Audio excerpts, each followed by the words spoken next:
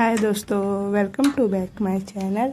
मैं ये कहानी का भाग 17वां लेकर आई हूँ। तो हम बिना देरी के स्टोरी स्टार्ट करते हैं। नीरज को देखकर अंकिता के चेहरे पर एक डेविल स्माइल आ गई। तो नीरज की तरफ देखते हुए बोली, मुझे तुम्हारा ही इंतज़ार था नीरज। नीरज हल्का सा मुस्कुराया और अंदर आ गया। आते आते उसने दरवाज़ा भी बंद कर दिया तो अंकिता के चेहरे की स्माइल और भी ज़्यादा लंबी हो गई। वो नीरज की तरफ बढ़ी और उसे देखते हुए बोली, मुझे नहीं पता था कि मेरे एक बार बुलाने से ही तुम यहाँ आ जाओगे। नीरज हल्का सा मुस्कुराकर बोला, आपने बुलाया था मैम, तो मुझे आना ही था। अंकिता ने नाराज़गी से उसे देखा और उसके गाल पर अपनी उंगलियां चलाकर बोली, अभी भी तुम मुझे मैम कहोगे क्या? अभी भी तुम्हें समझ नहीं आ रहा कि मैं तुम्हारे मुंह से अपने लिए क्या सुनना चाहती हूँ? नीरज थोड़ी हैरानी से बोला, ऐसा क्या सुनना चाहती है आप अंकिता मैम? अंकिता अपनी फिंगर को उसके होठों के पास हल्का हल्का घुमाते हुए सेडेक्टिव वे में बोली। नीरज का गला सूख रहा था। वो थोड़ा अनकंफर्टेबल होते हुए बोला, मुझे लगता है मैम आपने बहुत ज़्यादा ड्रिंक की हुई है। अंकिता हंसी और उससे थोड़ा अलग होकर टेबल की तरफ गई। उसने वहाँ पर रखे हुए 2 वाइन के गिलास उठाए और उन्हें नीरज के पास लाकर बोली, अभी तो मैंने वाइन को छुआ तक भी नहीं है नीरज, लेकिन अगर तुम चाहो तो आज पूरी रात हम नशे में गुजार सकते हैं। वो नशा जो तुम्हारे और मेरे बीच का डिफरेंस ख़त्म कर दे। इसके बाद तुम मुझे मैम नहीं, प्यार से कुछ और कहोगे। नीरज ने उसके हाथों से अपना वाइन का ग्लास लिया और बोला, लेकिन आपको नहीं लगता कि अगर बॉस को हम दोनों के बारे में पता चलेगा तो आपके लिए प्रॉब्लम खड़ी हो सकती है? अंकिता ओवर कॉन्फिडेंस में आकर हंसी और बोली, मुझे आज तक लगता था कि रजत की को मैं पागल बना रही हूँ, लेकिन आज मुझे पता चला कि रजत पागल बनने वालों में से है ही नहीं। लेकिन अगर तुम मेरा साथ दो तो उसे पागल बनाया जा सकता है, क्योंकि तुम ही हो जिस पर वो बहुत ज़्यादा ट्रस्ट करता है। नीरज के चेहरे पर हल्की सी मुस्कुराहट तैरने लगी। अंकिता उसके ग्लास के साथ चीयर करते हुए बोली, now let's enjoy our togetherness. कहकर उसने नीरज के हाथ में अपना हाथ फंसाकर अपने ग्लास को अपने होठों से लगा लिया। नीरज की नज़र अंकिता के चेहरे पर थी। उसने भी उस ग्लास को अपने होठों से लगाया, लेकिन उस ड्रिंक को पिया नहीं। वही अंकिता के इरादे नेक नहीं थे। एक तो सीधे सीधे नीरज को अपने जाल में फंसाना और दूसरा अगर वह न फंसे तो इस ड्रिंक के सहारे उससे वो सब करवाना जो वो करवाना चाहती है। नीरज अंकिता की तरफ देखते हुए बोला, अब मुझसे क्या चाहती है? अंकिता हल्का सा मुस्कुराई और बोली, कुछ ज़्यादा नहीं, बस तुम्हारी वफादारी जो फिलहाल रजत की तरफ है लेकिन मेरी तरफ होनी चाहिए। अंकिता की बात सुनकर नीरज ने सवालिया एक्सप्रेशन के साथ उसे देखा तो अंकिता उसके आसपास घूमने लगी। वो कभी उसके कंधे पर अपना हाथ रख रही थी तो कभी उसके सीने पर। बड़े ही सेलेक्टिव वे में वो मुस्कुराते हुए बोली, जब तुम्हें वो मिल रहा है जो तुम्हें चाहिए तो मुझे भी तो वो मिलना चाहिए जो मुझे चाहिए। इतना कहकर वो नीरज के सामने आकर खड़ी हुई। नीरज अभी भी सवालिया नज़रों से उसके चेहरे को देख रहा था। अंकिता हंसी और बोली, शीतल के बारे में मुझे सब कुछ जानना है, मुझे वो कहाँ रहती है? नीरज हल्का सा मुस्कुराया और बोला, लगता है शीतल से मिलने की काफ़ी इच्छा हो रही है आपको। अंकिता हंसी और बोली, पहली बार रजत की ज़िंदगी में ऐसी लड़की आई है जिसकी वजह से रजत को इफ़ेक्ट होते हुए देख रही हूँ।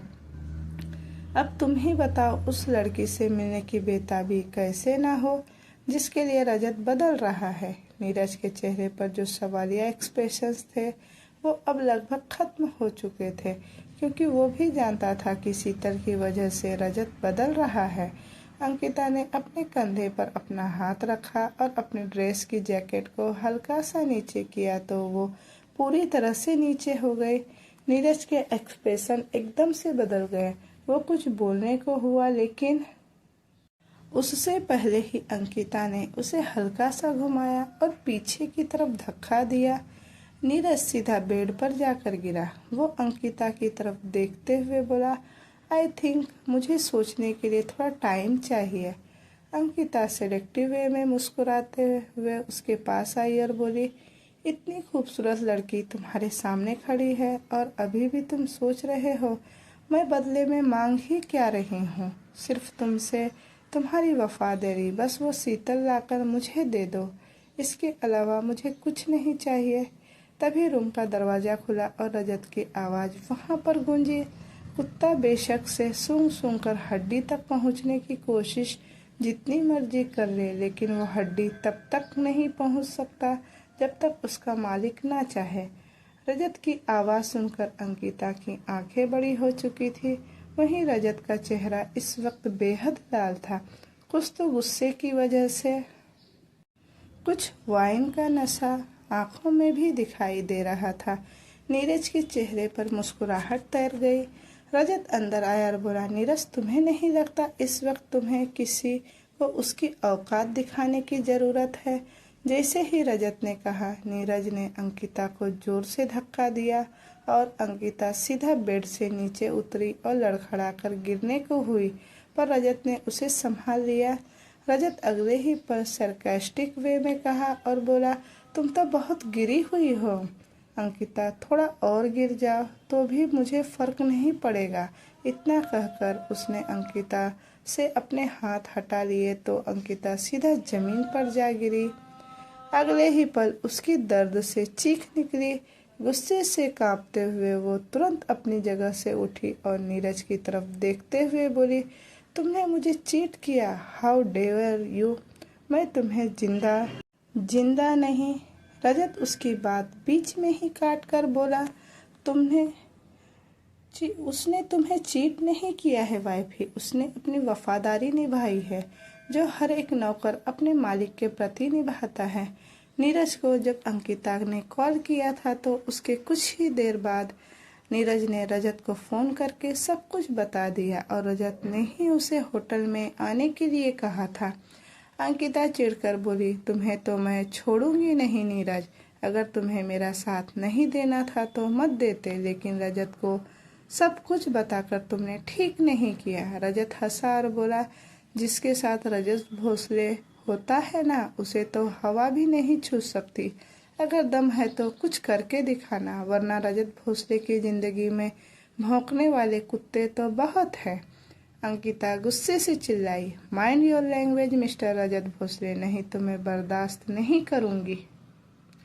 रजत ने उसका हाथ पकड़कर उसे अपने करीब खींचा और उसकी कलाई पकड़कर उसकी पीठ पर लगाते हुए बोला, बट सॉरी वाइफी, इसके अलावा तुम्हारे पास कोई ऑप्शन भी नहीं है।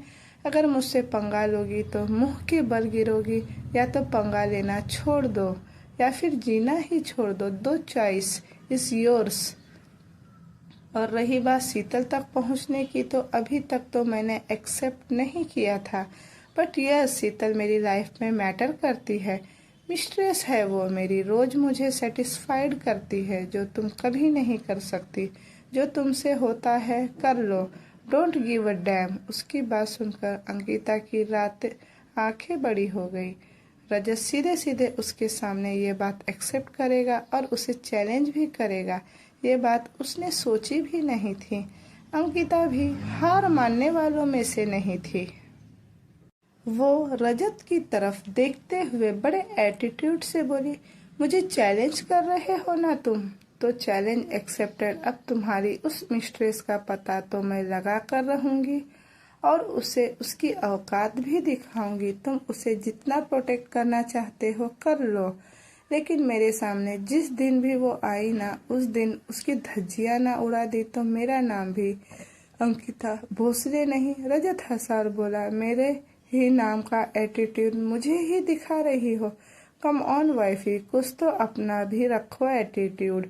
नाम भी मेरा और एटीट्यूड भी मेरा और नाम भी मेरा। अंकिता दांत पीसते रह गई।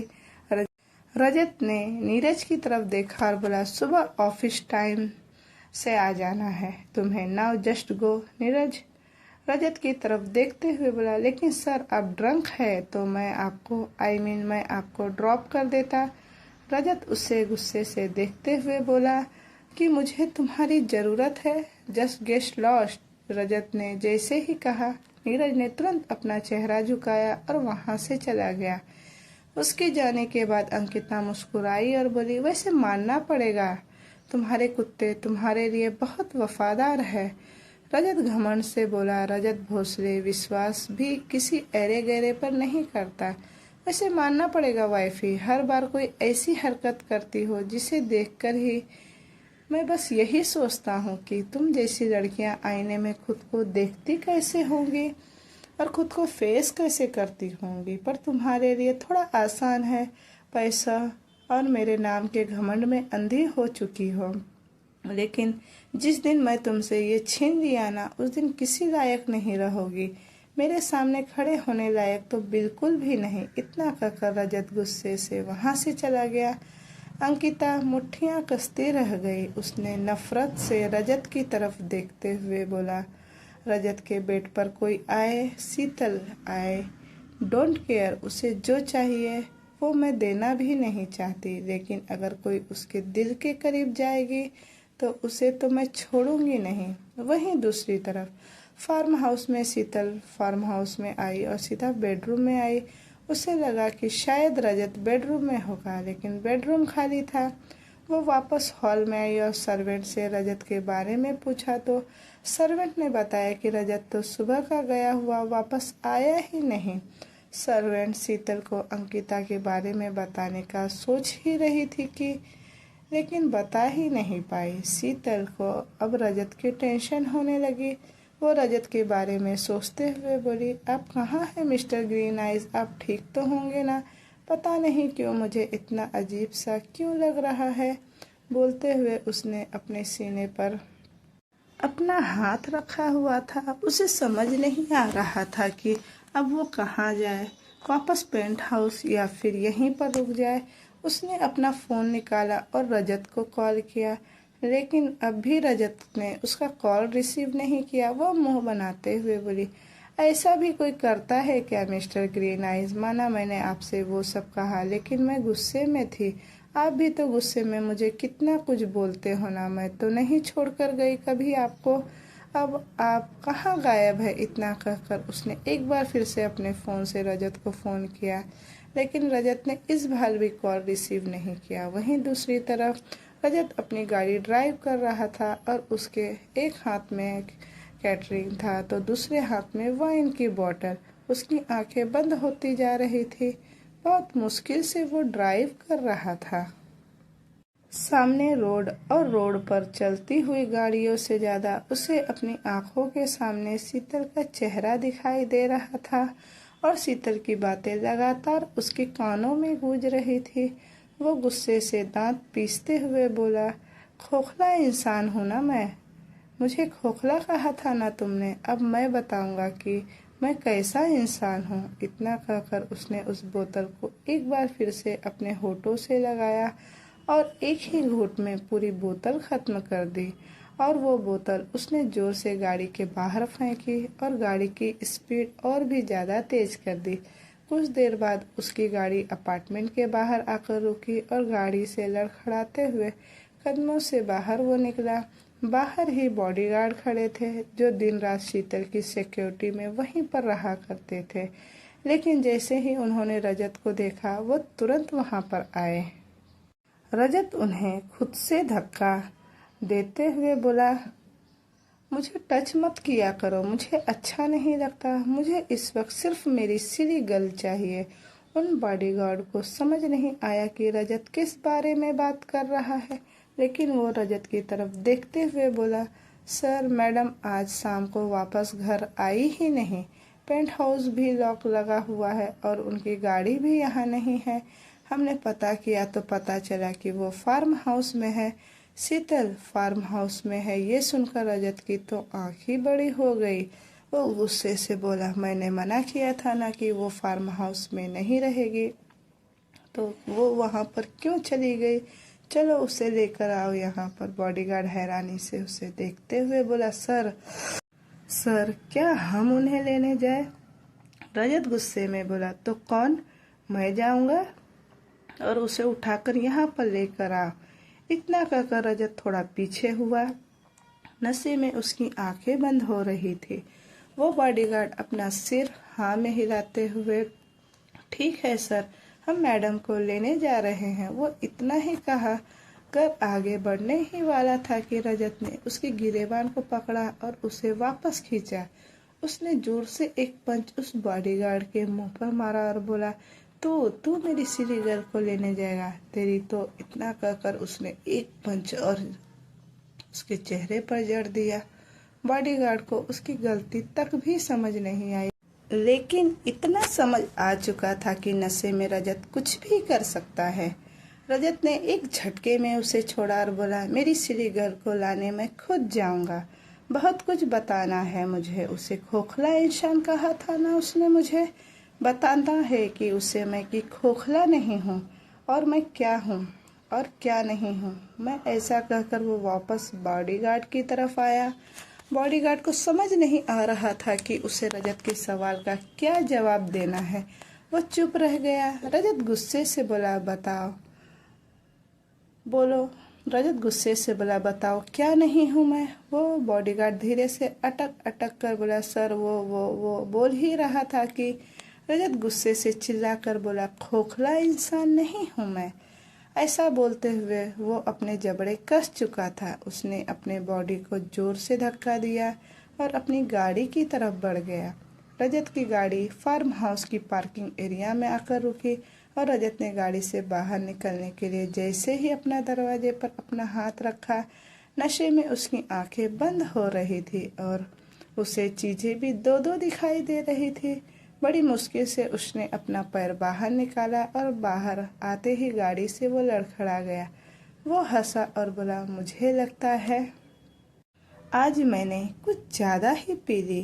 क्या करूँ सिलीगर, तुमने बात ही ऐसी की थी कि उसे भुलाने के लिए पीना जरूरी था, लेकिन मैं फिर भी वो बातें भूल नहीं पाया और अब मैं वो बातें तुम्हें याद कराऊंगा। इतना बोलते हुए वो अंदर की तरफ आया। शीतल अंदर बेड पर लेटी हुई थी। उसने खाना भी नहीं खाया था और अब उसे नींद भी आ रही थी। वो बार बार करवटें बदल रही थी। वो बस रजत का इंतजार कर रही थी। तभी बाहर से कुछ गिरने की आवाज आई तो शीतल तुरंत बेड पर उठकर बैठी और बाहर से आती हुई आवाज को पहचानने लगी। अगले ही पल उसकी आंखें बड़ी हो गई क्योंकि रजत अकेले ही खुद से बातें करते हुए अंदर की तरफ आ रहा था। वो तुरंत बेड से उठी और बाहर की तरफ भाग कर आई। सामने लड़खड़ाते हुए रजत को देखकर वो धीरे से बोली, मिस्टर ग्रीन आइज, ये आपकी क्या हालत हो रखी है? ऐसा बोलते हुए उसकी नजरें रजत पर थी, जिसकी शर्ट लगभग उसकी पैंट से बाहर निकली हुई थी और उसने अपना ब्लेजर नहीं पहना हुआ था। शर्ट के कफ ऊपर की तरफ किए हुए थे और चेहरा एकदम लाल था। उसकी आवाज सुनते ही रजत ने अपनी नजरें उठाकर उसकी तरफ देखा और मुस्कुराने लगा। उसे मुस्कुराते हुए देख शीतल की आंखें और भी ज्यादा बड़ी हो गई, क्योंकि उसके सामने खड़ा इंसान मुस्कुराना तो जानता ही नहीं था। वो बस दो ही चीजें जानता था, एक तो लोगों को बताना कि वो क्या है और दूसरा उन पर गुस्सा करना। वो जल्दी से रजत के पास आई और उसे देखते हुए बोली, ये आपने क्या हालत बना रखी है मिस्टर ग्रीन आइस, इतनी ज्यादा ड्रिंक कौन करता है? इतना बोलते हुए वो रजत के बिल्कुल करीब हुई और उसकी कमर पर अपना हाथ रखा, क्योंकि रजत लड़खड़ा रहा था। रजत ने तुरंत उसे जोर से धक्का दिया और बोला, दूर रहो मुझसे, मेरे करीब मत आना, क्योंकि मैं तो खोखला इंसान हूँ ना, तो क्यों आ रही हो मेरे करीब? उसकी बात सुनकर शीतल हैरानी से उसकी तरफ देखती रही। रजत अब तक उसकी बात को ले बैठा था। उसे यकीन नहीं हो रहा था। वो धीरे से बोली, मैं मानती हूँ मिस्टर ग्रीन आइज, मैंने आपको गुस्से में बहुत कुछ बोल दिया, लेकिन वो सब भूल जाइए आप, प्लीज आप अंदर चलिए आप रेस्ट कीजिए, आप नशे में हैं। इतना कहकर वो एक बार फिर से रजत के करीब आई और उसके हाथ को अपने कंधों पर रखा। रजत ने एक बार फिर से उसे खुद से धक्का दे दिया और बोला, तुम्हें क्या लगता है मुझे तुम्हारे सहारे की ज़रूरत है? नो सिली गर्ल, मैं अपने आप अपने रूम में जा सकता हूँ। इतना कहकर रजत आगे की तरफ बढ़ने लगा। उसका एक एक कदम लड़खड़ाए जा रहा था। ऐसा लग रहा था जैसे वो कैट वॉक किए जा रहा हो, और वो भी टूटी हुई हिल के साथ। उसे देखकर शीतल एकदम से हंस पड़ी। रजत ने पलटकर गुस्से से उसकी तरफ देखा और बोला, तुम मुझ पर हंस रही हो सिली गर्ल? शीतल ने तुरंत अपना सर हाँ में हिलाया और बोली, नहीं, बिल्कुल भी नहीं। रजत की भौहें तन गई। वो गुस्से से उसके पास आया और बोला, तुम्हारी हिम्मत कैसे हुई मुझ पर हंसने की? शीतल मायूसी से बोली, मैंने कहा ना, मैं आप पर नहीं हंस रही थी। रजत गुस्से से बोला, तुम तो मुझ पर हंसोगी ही ना, तुम्हें तो मैं खोखला जो लगता हूँ। तुम मुझे ये बताओ, तुम्हें पसंद कौन है? आखिर मुझे भी तो पता चले ना। ऐसा कौन सा इंसान है जो परफेक्ट है? मैं परफेक्ट तो नहीं हूँ, बहुत बेकार हूँ ना, बहुत बेकार। इतना कहते हुए उसका चेहरा गुस्से से कांप रहा था। उसे इस तरह गुस्से में देखकर शीतल उसके करीब हुई और उसके सीने पर अपना हाथ रखकर बोली, ऐसा नहीं है मिस्टर ग्रीन आइज, मैंने वो सब यूं ही बोल दिया। आप प्लीज़ उन सब बातों के बारे में मत सोचो, मेरे साथ अंदर चलिए आप। इतना कहकर उसने रजत का हाथ पकड़ा और उसे अंदर की तरफ लेकर जाने लगी। रजत बड़बड़ाते हुए बोला, मुझे तुम्हारे सहारे की बिल्कुल ज़रूरत नहीं है, कहा ना दूर रहो मुझसे। इतना कहकर उसने शीतल को जोरों से धक्का दे दिया। शीतल सीधा जमीन पर जाकर गिरी और जोर से उसकी चीख निकल गई। रजत ने तुरंत चेहरा घुमाकर उसकी तरफ देखा और उसके पास आया। शीतल ने अपने पैर पर अपना हाथ रखा था। उसे नहीं पता था कि रजत उसे इस तरह से धक्का दे देगा, इसीलिए उसने खुद पर कंट्रोल नहीं रखा हुआ था। अब उसे बहुत ज़्यादा दर्द हो रहा था।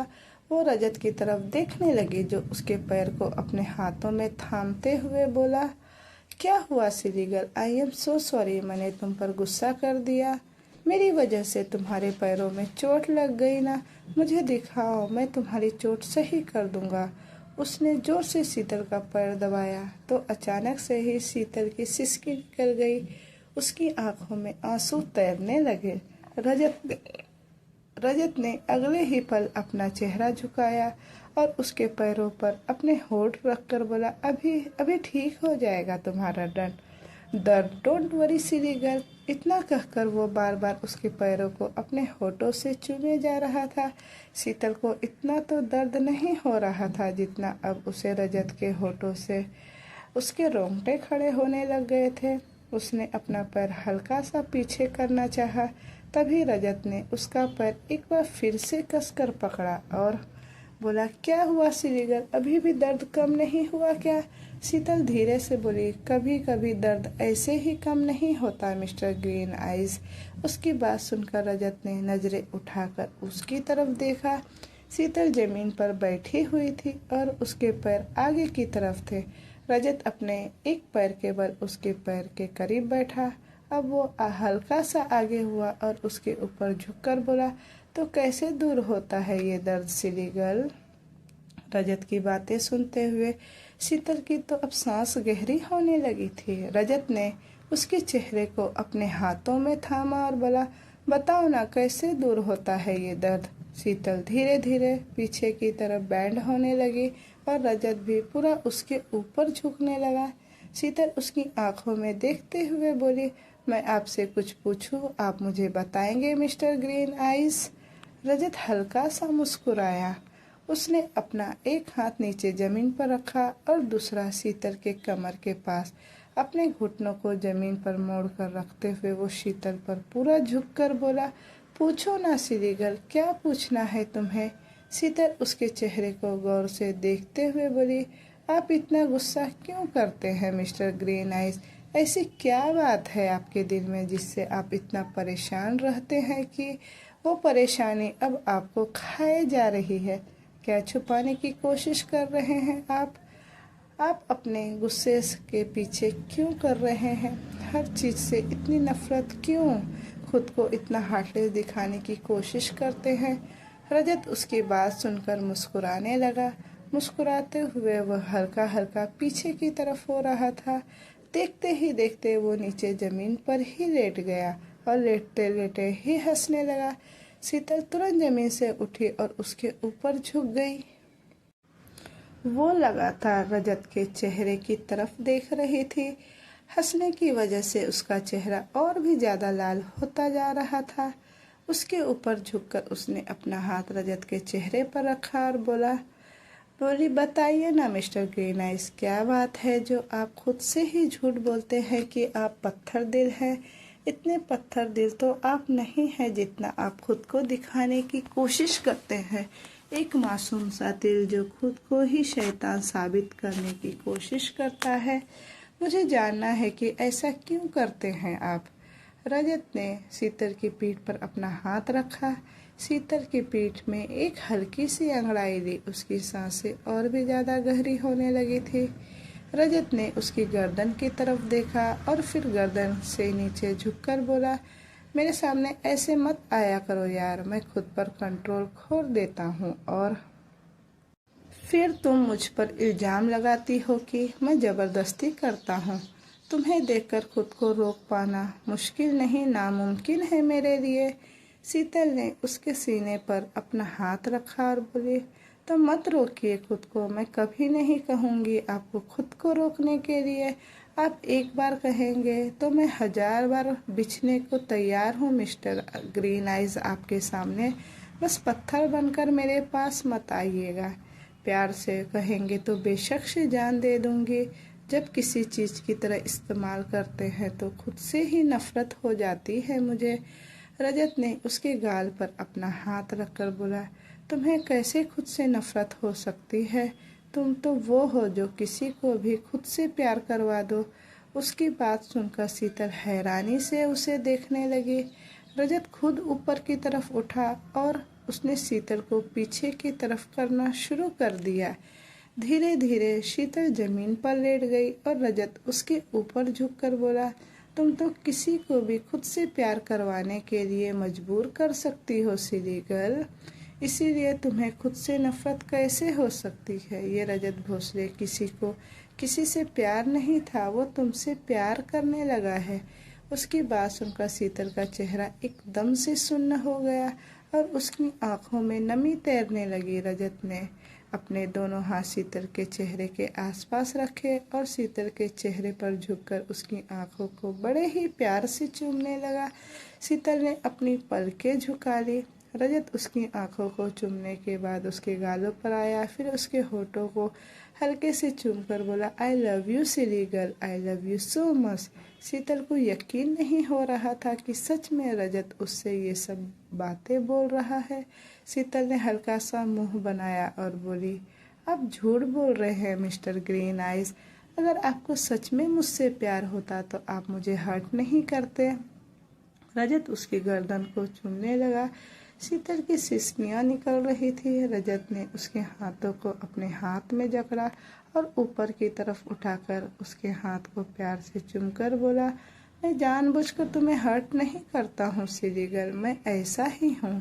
तुम सही कहती हो, मैं खोखला इंसान हूँ, बहुत खोखला हूँ मैं। इतना कहते हुए रजत की आवाज़ कांपने लगी। शीतल की आंखें जो रजत के एहसास से बंद हो चुकी थी वो एकदम से खुली और वो तुरंत अपनी जगह से उठकर रजत के चेहरे को अपने हाथों में थाम कर बोली, ऐसा नहीं है मिस्टर ग्रीन आइज, आप नहीं हैं खोखले इंसान। आपको नहीं पता आप कितने अच्छे हैं। क्या आपको ऐसा लगता है कि मुझे आपके बारे में कुछ नहीं पता?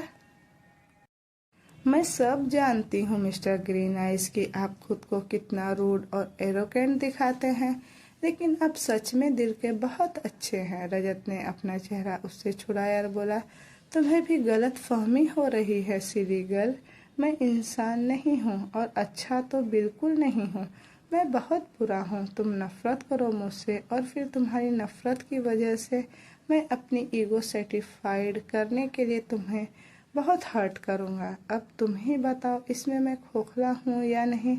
उसके मुंह से ये सब बातें सुनकर शीतल एक पल के लिए अपनी जगह पर सुन्न हो गई। सच ही तो था, शीतल जब जब उसे बोलती थी कि हाँ उसे नफरत है रजत से, या फिर वो गुस्सा है, या फिर नखरे दिखाती है, तो उसकी हरकतें देखकर रजत अपनी ईगो को सेटिस्फाइड करने के लिए ही उसे हर्ट करता था। वो बस रजत को समझने की कोशिश कर रही थी, लेकिन इतनी सी बात नहीं समझ पाई। उसने रजत के माथे को बड़े ही प्यार से चूमा और बोली, लेकिन आप में ईगो बिल्कुल भी नहीं है मिस्टर ग्रीन आइज। होगी बेशक से ईगो होगी, लेकिन लोगों को के लिए, मेरे लिए नहीं। आप दिखाते नहीं है बेशक से, लेकिन मैं जानती हूँ आपके दिल में मेरी जगह क्या है और वो क्या नहीं मैं नहीं जानती, पर जितनी है वो काफ़ी है। I love you too mister green eyes, कहकर उसने रजत के होठों पर अपने होठ रख दिए। रजत ने तुरंत उसकी पीठ पर अपना हाथ रखा और उसे डीप किस करने लगा। वाइन का नशा और उसके अपने अंदर की आग इस वक्त अपनी हदें तोड़ने रही थी और वो खुद पर कंट्रोल नहीं कर पा रहा था। उसका हाथ लगातार शीतल की पीठ पर कसे जा रहा था, जिससे शीतल को हल्का हल्का दर्द हो रहा था, लेकिन वो दर्द शीतल को महसूस तक नहीं हो रहा था। वो भी रजत को पूरा रिस्पॉन्स दे रही थी। उसे किस करते हुए ही रजत एक बार फिर से उसे नीचे जमीन की तरफ लिटाने लगा और खुद उसके ऊपर झुकने लगा। इस बीच उन दोनों की किस ब्रेक नहीं हुई थी। कुछ देर यूं ही रजत उसे किस करता रहा। रजत ने उसके होठों को छोड़ा और बड़े मदहोशी से उसके चेहरे को देखने लगा। शीतल का चेहरा भी आज चमक रहा था। कुछ देर पहले तक उसके चेहरे पर सिर्फ टेंशन ही टेंशन दिखाई दे रही थी, लेकिन अब जैसे उसके चेहरे का रंग ही बदल गया हो। रजत का नशे में चेहरा लाल हो रहा था और शीतल का शायद प्यार में। रजत उसके होठों की तरफ देखते हुए बोला, तुम्हें मेरे मुंह से शराब की स्मेल नहीं आती शीतल? शीतल हल्का सा मुस्कुराई और बोली, आदत हो गई है इन सब की भी और आपकी भी। इतना कहकर शीतल ने उसकी शर्ट को हल्का सा अपनी मुट्ठी में जकड़कर उसे अपने ऊपर खींच लिया। रजत उसके सीने पर अपने होठ रखकर उसे किस करने लगा और शीतल सिसकियां लेने लगी। कुछ देर बाद दोनों यूं ही नीचे जमीन पर लेटे हुए थे और रजत शीतल के ऊपर झुका हुआ था। शीतल पूरी तरह से बेसब्र हुए जा रही थी। उसने कभी सोचा भी नहीं था कि उसका ये हाल होगा कि वो रजत के प्यार को तरसने लगेगी, पर आगे बढ़ने से पहले रजत ने खुद को पीछे की तरफ किया और वहां से खड़ा हो गया। शीतल हैरानी से उसे देखने लगी। रजत ने उसे अपनी गोद में उठा लिया। रजत पूरी तरह से नशे में था। उसने के खुद के कदम लड़खड़ा रहे थे, लेकिन फिर भी उसने शीतल को अपनी गोद में उठा रखा था। शीतल उससे कंधों से पकड़कर उसे देखते हुए बोली, आप अभी क्या कर रहे हैं मिस्टर ग्रीन आइज?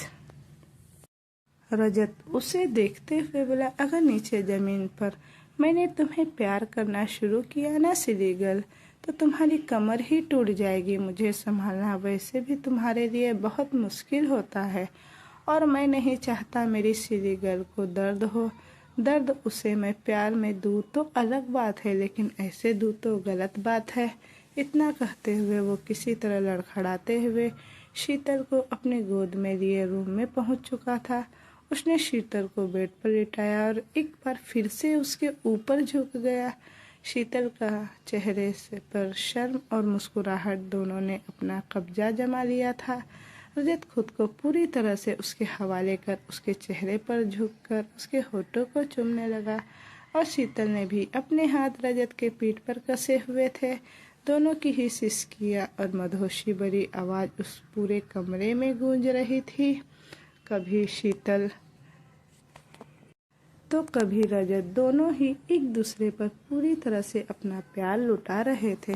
शीतल भी पीछे नहीं थी। जहां रजत वाइल्डली उसे प्यार किए जा रहा था, वहीं शीतल भी बड़े ही प्यार से उस पर अपना हक सा जता रही थी।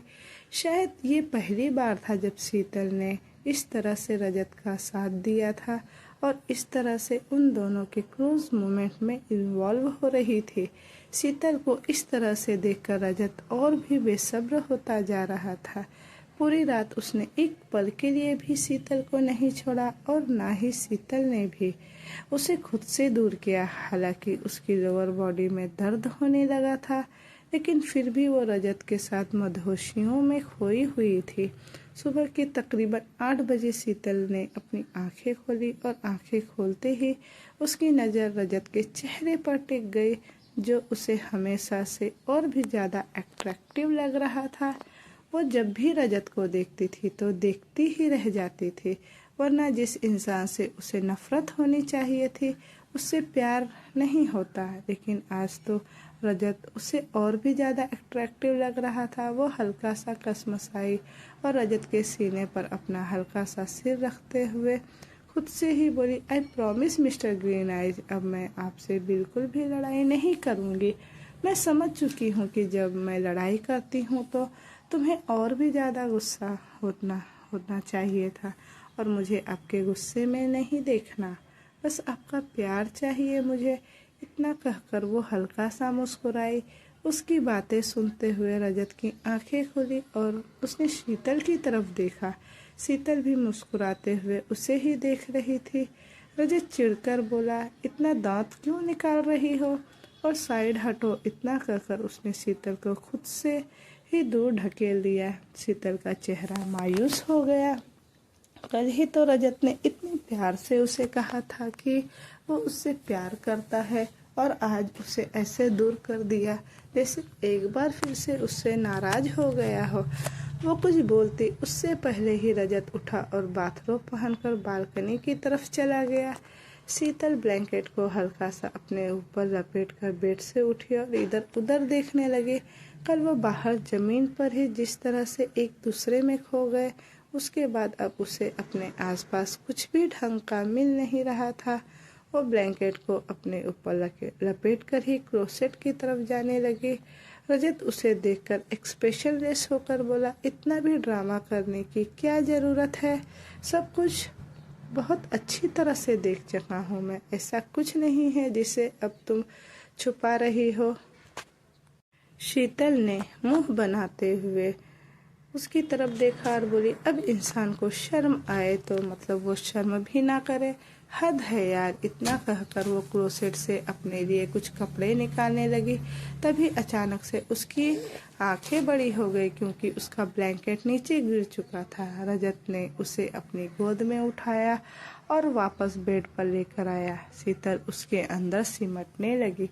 वो उसे देखते हुए बोली, क्या हुआ मिस्टर ग्रीन आइज। रजत उसके हाथों को हल्का सा ऊपर किया और बोला, देखना चाहता हूँ कि तुम्हें कितनी शर्म आती है। शीतल हल्की सी सिसकी भरकर बोली, कैसी बातें कर रहे हैं आप मिस्टर ग्रीन आइज, आपसे शर्म तो आएगी ना। रजत तिरछी नज़रों से देखते हुए बोला, क्यों शर्म आएगी।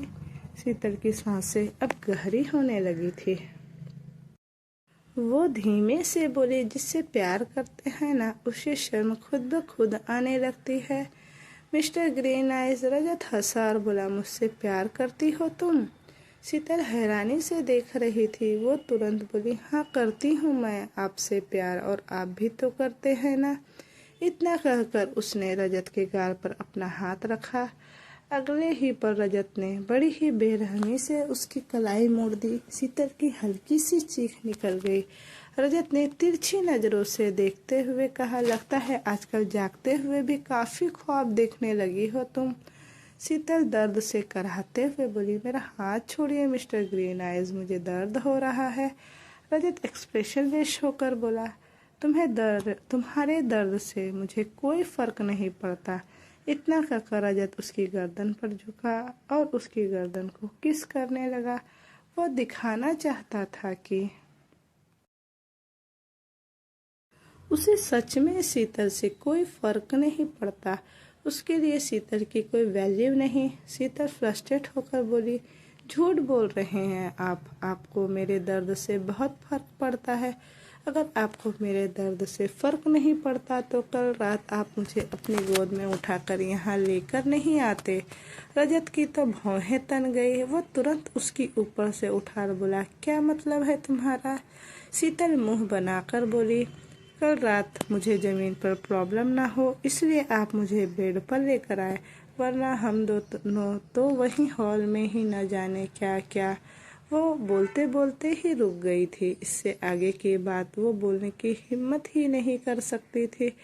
रजत तिरछी नज़रों से देखते हुए बोला, वो तुम्हारे दर्द के लिए नहीं रुका था मैं सिली गर्ल। मैं तुम्हें बेड पर लेकर आया होगा क्योंकि मुझे वहाँ मज़ा नहीं आता। एंड यू नो ना, मुझे जब तक सेटिस्फैक्शन नहीं हो जाती तब तक मज़ा नहीं आता, और अब मैं एक बार फिर से सेटिस्फाइड होना चाहता हूँ। शीतल मुंह बनाते उसे देखती रह गई। उसके हाथ में बहुत ज़्यादा दर्द हो रहा था।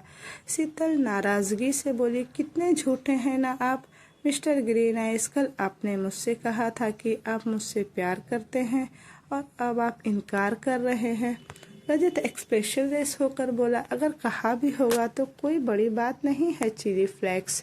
उस मोमेंट पर इंसान बहुत कुछ बोल जाता है, और वैसे भी तुम उस इंसान से प्यार क्या ही करोगी जो खोखला है। शीतल की तो आंखें बड़ी हो गई। वो तुरंत बोली, प्लीज़ मिस्टर ग्रीन आइज ऐसी बातें मत कीजिए, वो सब मैंने गलती से। रजत हंसा और बोला, नहीं सिली गर्ल, गलती से नहीं, वो सब कुछ तुमने जानबूझकर कहा था। तुम जानती हो खोखला इंसान कौन होता है। शीतल ने नासमझी से अपना सिर ना में हिलाया।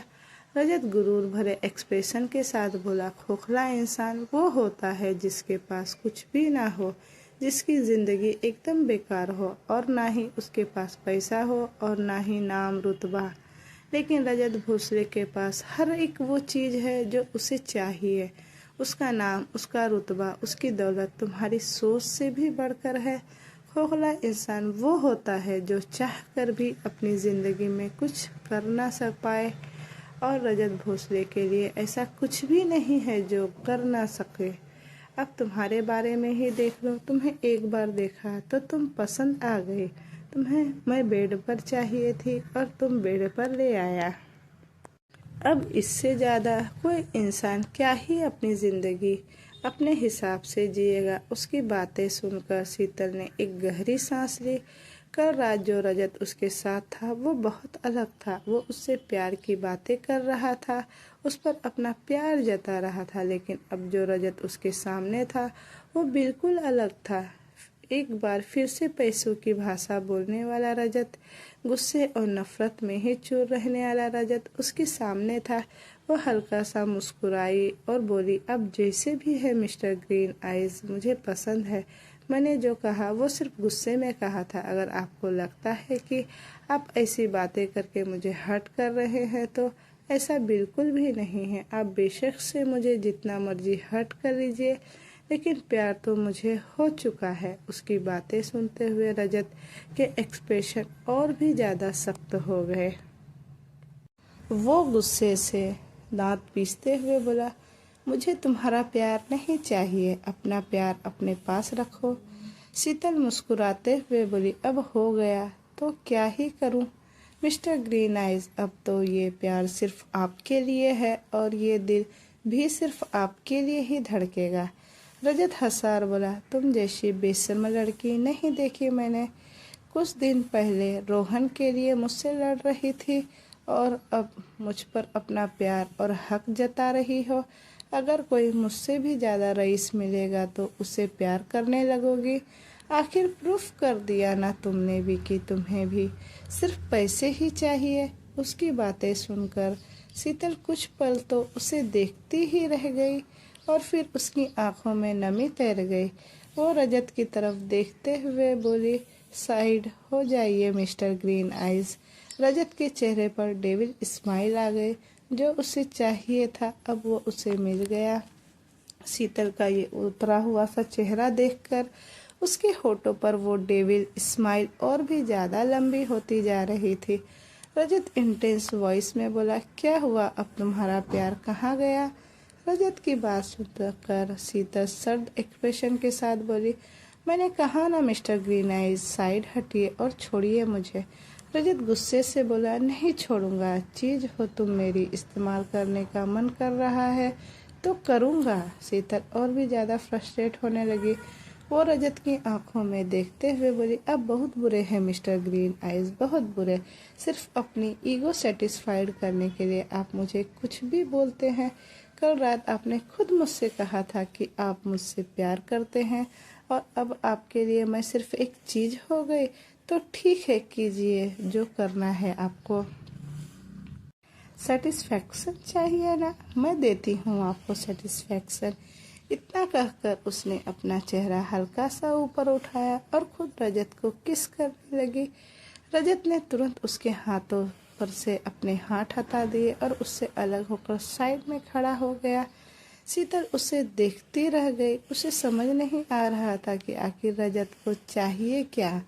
क्यों वो न सिर्फ शीतल को बल्कि खुद को भी इतना हर्ट करता रहता है कि वो बार बार खुद को बिना किसी चीज़ के रैप किए ही रजत के सामने आकर खड़ी हुई और बोली, मैं चीज़ हूँ ना आपके लिए मिस्टर ग्रीन आइज। रजत ने कुछ नहीं कहा, बस अपना चेहरा हल्का सा घुमा दिया। शीतल एक बार फिर से बोली, मेरी तरफ देखिए मिस्टर ग्रीन आइज। रजत ने इस बार भी उसकी तरफ नहीं देखा। शीतल व्यंग से हंसी बोली, आपको पता है कल रात आपने जिस तरह से मुझसे अपने प्यार का इजहार किया था ना, तो मैं बहुत खुश थी। अभी आपने वो कड़वी बातें की तो मेरा दिल फिर से टूट गया। लेकिन अब जो आप मुझसे नजरें मिलाने की हिम्मत भी नहीं कर पा रहे हैं ना, उससे ये प्रूफ हो गया कि कौन सा रजत भोसले सच है, कल वाला या अब ये कड़वी बातों वाला। बहुत गुरूर है ना आपको खुद पर, और आपको लगता है कि आपको किसी से प्यार नहीं हो सकता। तो मैं चैलेंज करती हूँ मिस्टर ग्रीन आइज आपको कि आप अब खुद मुझसे अपने प्यार का इजहार करेंगे, वरना आई प्रॉमिस मैं सच में अपने आप को एक चीज़ मान लूँगी। और एक बात मैं आपको अच्छे से बता दूँ, अगर मैंने अपने इमोशन ख़त्म कर दिए ना तो आप चाहकर भी मुझे अपने इमोशन वापस नहीं कर पाएंगे। इतना कहकर शीतल तुरंत वॉशरूम में चली गई।